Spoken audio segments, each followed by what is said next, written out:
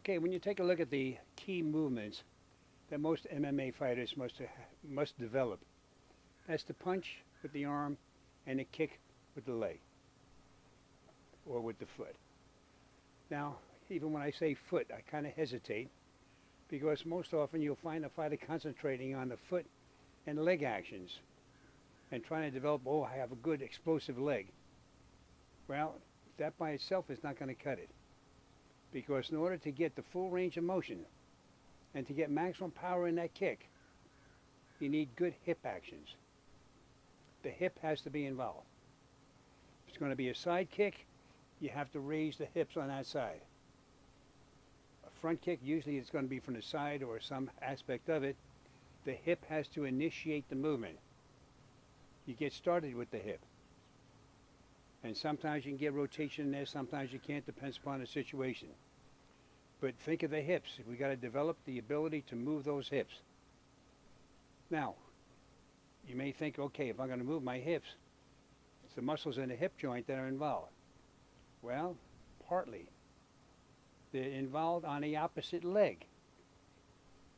They're the ones that have to get the pelvis positioned. But more importantly, the abdominals come into play.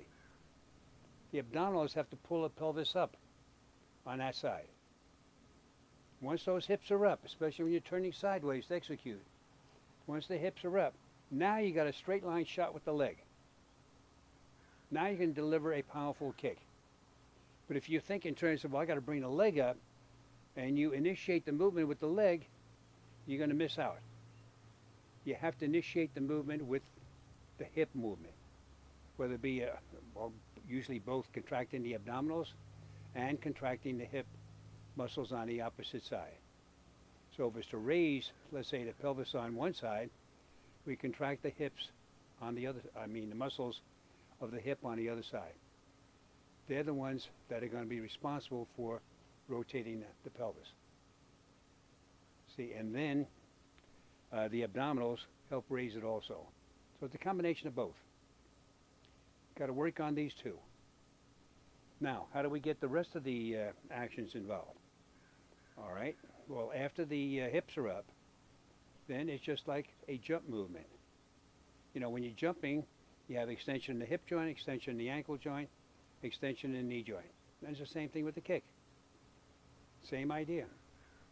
So here, it's just the reverse. You have a bent leg, so you have to execute hip joint extension, knee extension, and ankle, well, depending upon what kind of a kick it is. Sometimes we want to ignore the ankle because it may be the heel. You're not going to be kicking with the toes facing. So the two most important actions are going to be in the hip and the knee. But knee is going to do you very little, be of very little benefit if you're not in position and close enough to the individual. If you're too far away, well, the knee extension in the world is not going to help. So you have to get it going with the hip extension first. Then the knee. Now there's going to be overlap here. You can't just separate these movements. But you want to start with the hip extension, then the knee, and then they're both working at the same time. So it's a combination of both. So you'll see as you learn this, not only is it developing the ability to execute a powerful kick, but also you got to learn the technique of what's involved. Technique is ultra important. You know, we give it a lot of talk about technique, but very few people do anything about it. But learning technique is number one.